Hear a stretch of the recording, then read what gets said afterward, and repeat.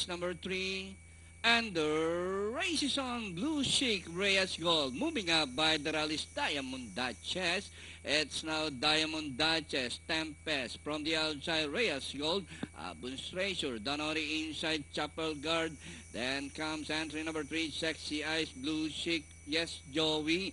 Wonder Pop. Scott Michelle and Maglev is running at the tail of the field.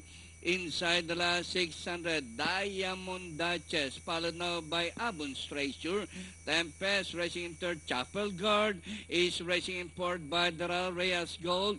Sexy Eyes done on the inside. Wonder Fab. Inside the last 450, Diamond Duchess, followed now by Chapel Guard. Abun's Treasure done on the inside as they swing for home. Diamond Duchess still leading the pack by a length and a half. Abun's Treasure done on the inside. Chapel Guard, Wonder Pop. Yes, Joey. Sexy Eye, Tempest, Reyes, Scott, Missile, Magda, Blue Chic. And nearing the finish line from start to finish, Diamond Duchess, Abun's Treasure, Chapel Guard, Wonder Pop, and yes, Joey for your Fanta Effect.